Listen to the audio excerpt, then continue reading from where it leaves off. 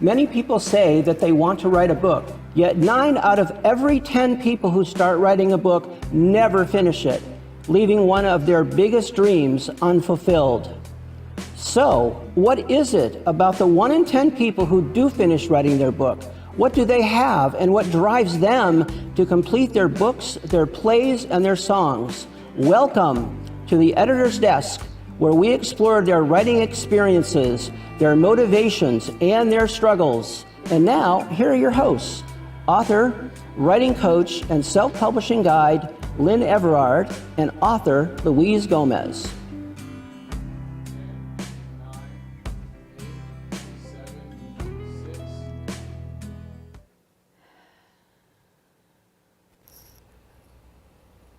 It's Friday. Actually, it's Thursday. Lynn. Wow, I'm rushing the week yes, already. You are. It's Thursday at 5:30 p.m. here in South Florida, where, yes, it did rain today. I'm not predicting it. I'm just telling you what happened earlier. And my name is Lynn Everard, and you are watching the Editor's Desk. Hi, everybody. Welcome to the show. My name is Louise Gomez. Welcome. Thanks for coming. So, I've been working with a client.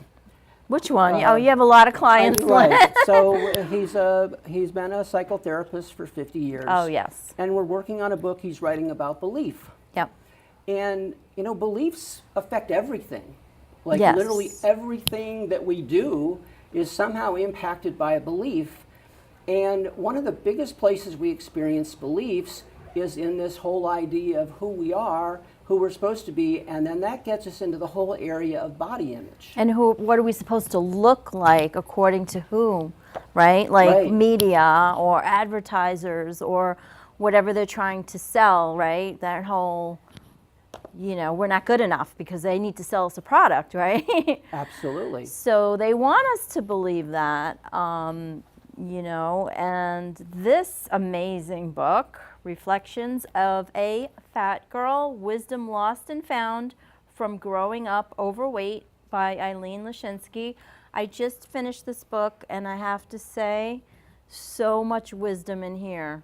So much I can relate to, especially as a female, what we go through, and I can't wait to introduce her and to share because this is something that all women go through. You know, and everybody's affected by it, whether they're your wife or your daughter or your cousin or whatever. We're all affected by it. And so let me read her bio to properly introduce her. So Eileen Lachinski is the founder and creator of Find Body Freedom, a program for women who want to change their relationship with their bodies. In 1992, after 3 decades of personal struggles with her body image, weight, and relationship with food, Eileen had an epiphany that sparked the creation of Find Body Freedom and her own transformation. She quit dieting, embraced intuitive eating, and developed a program to help women find their innate body wisdom and their path to body freedom. Welcome to the show.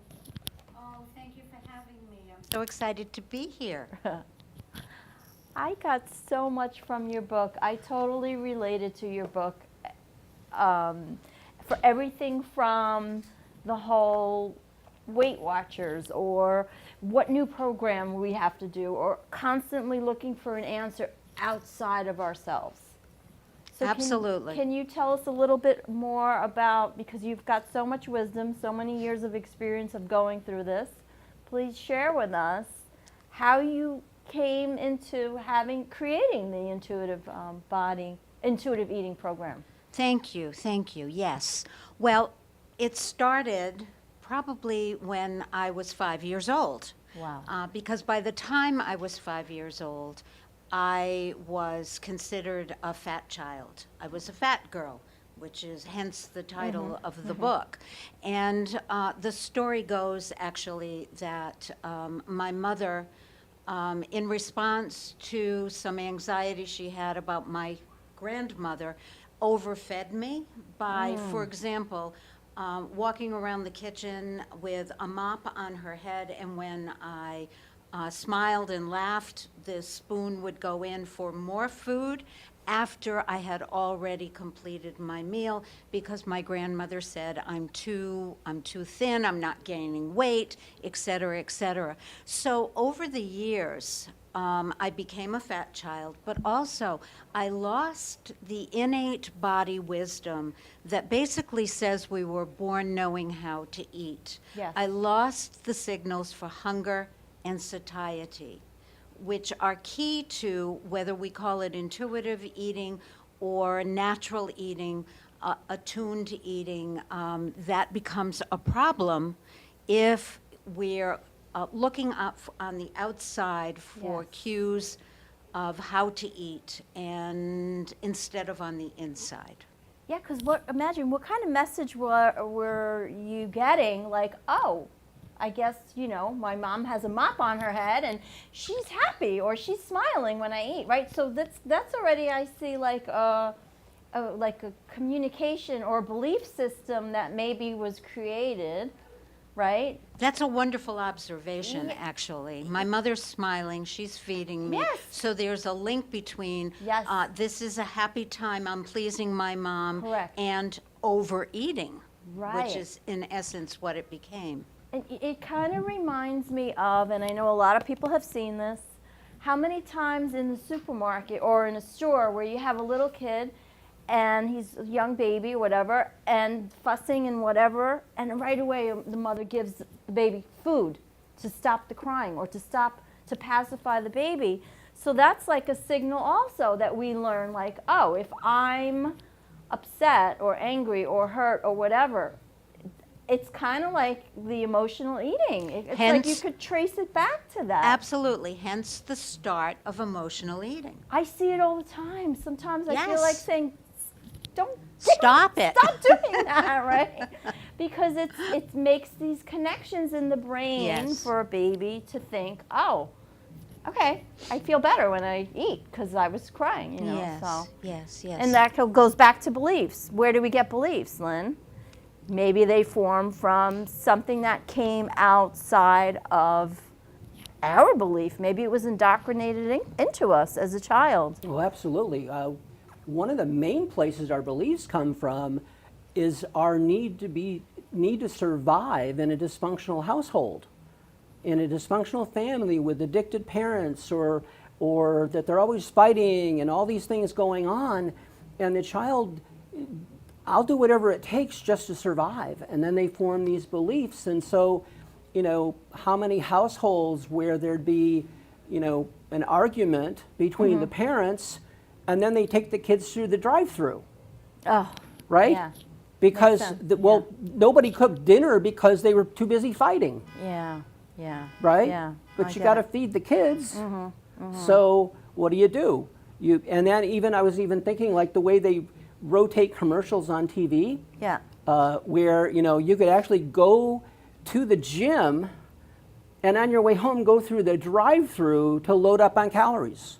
Yeah. I mean, it's nothing is by accident, but and so it creates all this frustration because you're actually fighting against a system, and you're being taught to fight against your own system.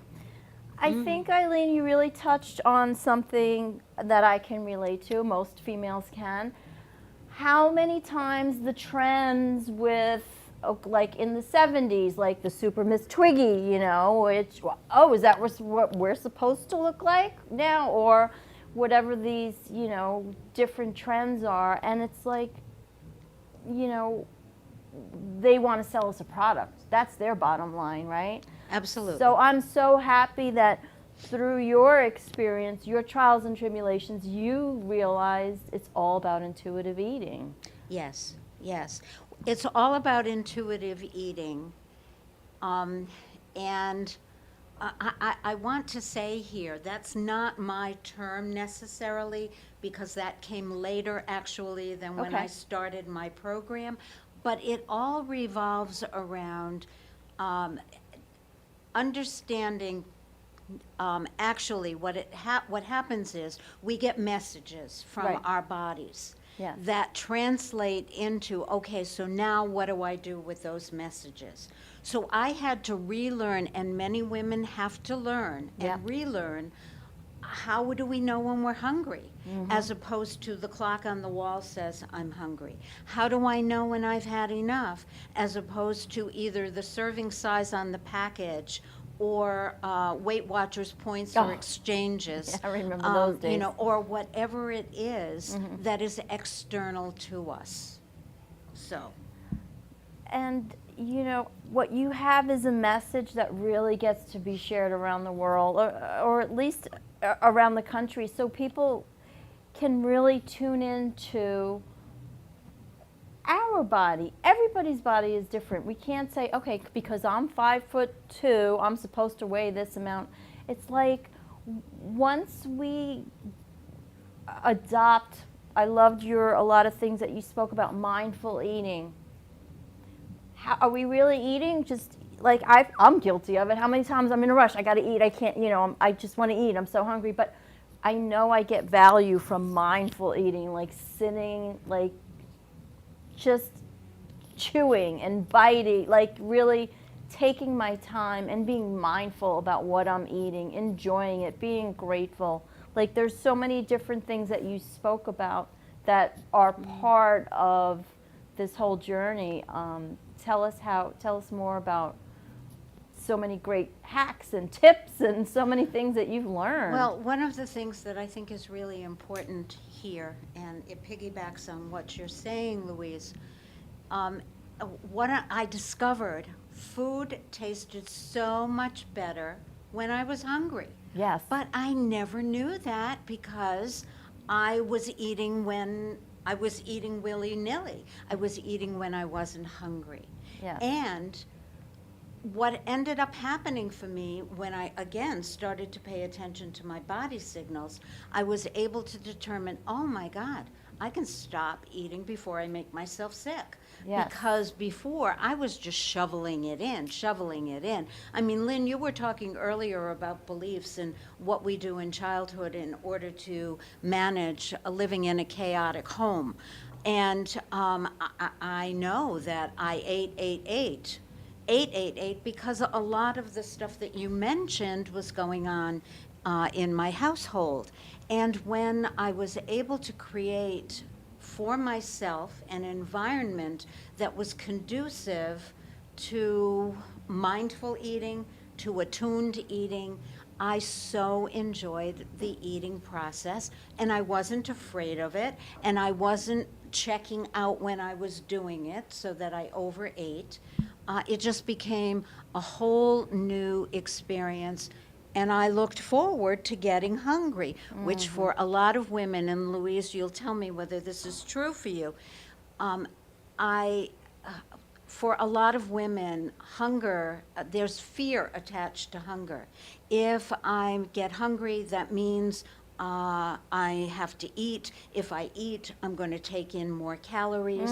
As opposed to, I get hungry, it's exciting because my body is healthy and I'm Yes. fueling my body. Yes. So Agreed. I'm fueling my body for the stuff of daily living. Or is it that some people are eating all these sweets and a lot of carbs or sweets, and it's like, are you really hungry, or is it just your blood sugar's down? Right? 'Cause Wonderful it's question. A lot of people, maybe they're not eating right, and it's like, maybe it's just your blood sugar's down. Maybe if they switch their diet, they'd get, maybe whatever. I'm just saying from my experience, when I've changed my diet and eaten healthier, I notice less of the exaggerated, like, oh my God, I got to eat right now because I'm eating healthier food. You know what I'm saying? I do. Yes. I do.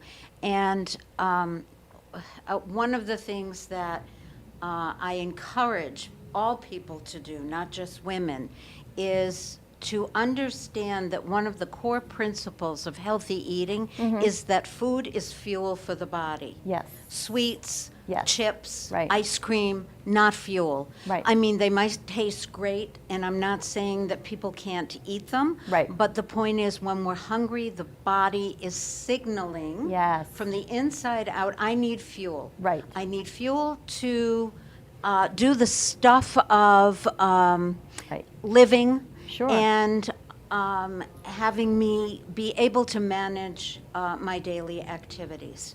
So, Yeah. yeah. So true. And you even said it, even as a baby, like as an infant, if you fed your child or breastfed your child, you know, when they're done eating, they're done, right? Yeah. So it's like they know. Because they were born knowing how Right? to eat. Right. That's It's- the innate wisdom. That We're is wired that way. so We are true. born knowing how to eat. Yes, we are. yeah. Yes. Yeah. Yeah, and you also spoke a lot about, which is really important, you also spoke a lot about like the advertising and media and how that affects us, because everybody's body is unique and everybody gets to embrace we get to embrace our uniqueness. And how do you think, for especially young women coming up in their 20s now, what advice can you give to them about, you know, all your years of experience and what you've been through? What do you think would be good advice for them? Well, I'm going to tell you what I did Please. many years ago and translate that Okay. into the current media climate. Yes. Years and years ago, when I recognized that I had unhealthy beliefs about my body because of what I was seeing Yeah. and reading, I stopped all of my subscriptions to fashion magazines and to magazines that promoted health, but really on their cover they were advertising diets and thin women on the cover. It just didn't make sense to me, and it wasn't good for my mental health, so I stopped that. There are a lot of parents that I work with now and over the years who are actually encouraging their daughters in particular, but many of them their boy children also, to just not use social media. Yeah, Because social social media media, is so- and again, yeah. I think it's wonderful in many ways. Yes. But there's a problem there because anything, you could put, any of us could put an image on there that's Right. photoshopped, airbrushed. Yes. And Yes. that gets into the psyche of young girls. And what we now know is there are still a preponderance of life-threatening eating disorders that arise in teenagers and in young women. And so, you know, anything that we can do to lessen the impact Yes. of media representation would be helpful. Thank you for that. And you even mentioned, I think, in your book that it's on the rise for young men, too. Yes, it is. Yes, Because it is. I guess the rise of social media and, you know, this image of what people think they're supposed to look like. So, yeah, I mean, it's even affecting, you know, men, and maybe even more so. Maybe men don't want to talk about it as much as females, right? As females, we seem to communicate a lot Yeah. more effectively. And, When you look at the numbers yeah, of males with eating disorders, firstly, they fall mostly in young men, boys, teenagers makes that are sense. impacted by it. But I have worked with a lot of adult men who have eating disorders, and it's really sad Yes. that has taken over yeah. not only a female population, Sure. that's bad enough, but also a male population as well.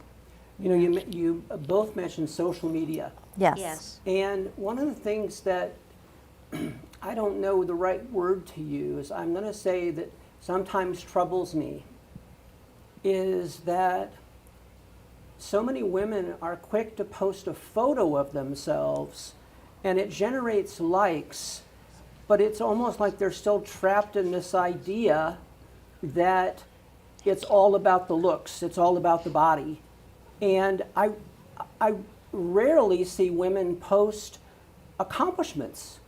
successes that they've achieved in the world, and not that that's a whole lot better, but at least it would suggest that there's more to women than how they look, because we're still carrying this thing out, we're still playing it out, even though we're saying we're not, we're still doing it, and we're still have all of this stuff. And I just, likes are almost like addictive now, right? Oh, yeah. I would agree. It's like you need you don't see that the likes are needing approval from outside of you. Yeah, it's like a Right? dopamine hit, right? They Yeah. say that, when you're on social media, whatever it is, it's like that dopamine hit in the brain, like, oh wow, I got another like, or I got this, or I got a comment. So it easily feeds into that, for sure. I agree. I do. I agree.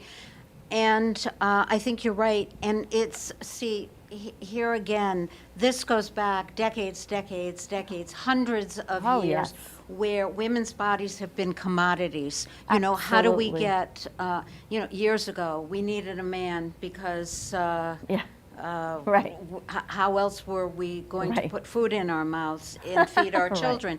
And it's basically the same thing now, only it's taken off so much more because of social media. Oh, that yeah. has far It more grows of a quickly. reach. Oh, yeah, far more of a Yes. reach. It grows quickly. Yes. And they know, the media, advertising, they know that it's so much easier to spread their message, because their message of what's wrong with us, because they want to sell us a product, right? So Right. that's their message. They're trying for us to find fault and what is wrong with us. So we get to really embrace what you talk about, which is our uniqueness, Yes. We're each, I think what exudes when you have confidence and you believe in yourself, I think you even said you had a client or something that they said their spouse said even if like she wasn't eating healthy that particular day, she even was like slumped down, or her body language was reflecting that. Yes, So it yes. shows, when you're It does. confident in yourself. It does. And one of the things that's hard for a lot of people to embrace, men and women, I think, is that beauty comes in all shapes and sizes. And one of the things that I like to say to my clients, to the world, look at the natural world. Yes. The natural world comes in all shapes and sizes. And look at the beauty of the flowers and the shrubbery. Look at the beauty of the animals. And I years ago, got one of my dogs from a shelter. And, those dogs in the shelter weren't in their little play area talking about which one had a fat belly or thick thighs. All they wanted You're to right. do was play. All they wanted to do was to be adopted in order to get love. It doesn't happen in the natural world, but it happens in the world of humans. And that is, I think, very, very unfortunate. And we can embrace beauty comes in all shapes and sizes. And that's so I love important that. because each of us is here with gifts to give the world. Yes. And when you're trapped in this struggle of, am I good enough and do I look good enough, you're not out there giving your gifts to the world. You're stuck back, on square one, waiting and hoping that you'll be one day good enough to share your gifts with the world. And everybody loses when people go into that place. I love that you said that, Lynn, to be very honest with you, because if we are not and I'm getting back to eating now, if we're not fueling our bodies properly, there isn't enough energy, there isn't enough feeding of the brain, let alone how the body moves, in order to be creative, in order to write a book, in order to be contributing in the world. And so what a lot of diets, exercise programs, whether it's for men and women, have done is trap us Yes. so that we're stuck in trying to achieve something that for 95% of, I'll speak for women now, we can't achieve. because I don't know about you, Louise, I wasn't born to look like Twiggy. Right. Just right. what? I'm 5 feet tall. I get it. It wasn't going to happen. I'm 5'1". I'm the Yeah. same. I get There it. you go. There I you go. know. There you And go. I had to give up. I just couldn't keep up anymore with the low fat and then the low sugar and then you can't eat meat. You can't. I finally came to a point where I was like, I'm not doing any of that anymore. I'm just going to eat what feels good to me. Well, there you go. I just couldn't keep up. I was like, if it has 3 or 4 ingredients on it, then it's a good thing. If I can't read the ingredients, I'm not going to eat it, you know. So And if had I to get- can't pronounce the Yes. ingredients. I'm Yes, not- yeah. exactly. Exactly. Yeah, Yes. no, I mean, yes. it came to a point where I was just like, I'm eating what feels good for me. So I get that, the intuitive eating and what feels good to me. And I know when I'm eating something that I'm not supposed to, and I get it. I've learned enough after years of, you know, trying different things Right. and eating but different even things. that's interesting, right? Because you use the word not supposed to. Yeah, well, And right. that creates actually a cycle within us. Right. Well, right? like if Because it's dinner time and 'cause I'm I eating think that way too cookies. sometimes, But right? if- Yeah. yeah, but like if it's dinner time and I'm eating a brownie or cookies, I'm like, all right, I can't. There's a time and place for everything, right? You know. Yeah, well, I guess so. Could I add to that for a Yes, second? please. Yeah.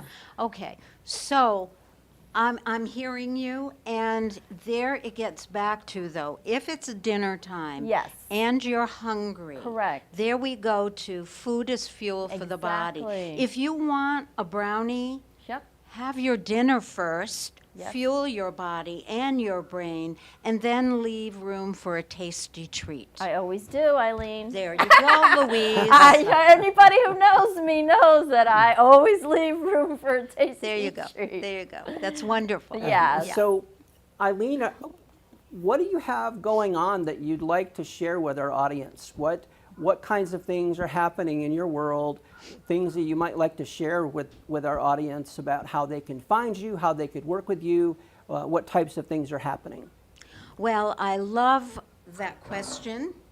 I love that question. So thank you for asking. What I'd like to say now also is that I've been a psychotherapist for 30 years, and along with that, developed the program Find Body Freedom for women in particular, although I work with men. But also now I have become an intuitive healer, an intuitive energy healer. And what I'm doing now is finally integrating all of those tools, all of those gifts and talents that I have under one overarching premise, which is on eileenlachinski.com. And basically that is your soft place to land for healing, because I can help anyone who works with me be able to work through a lot of the blockages that they're experiencing that doesn't allow them to flourish, to thrive, and to blossom, basically, in their lives. So that's where it is. That's where it is right now for me. Well, that's you. fantastic. Thank you for sharing your gifts with the world, right? You were talking Yes, about we all get to share our absolutely. gifts. Because what Thank you're you. doing is you can actually help free people from getting off the Hamster wheel. yes, the hamster wheel of not feeling good enough to do their part to make their contribution to the world. Thank you. And that's so important for all of us to Yes. to feel free enough to be able to go out and do that. And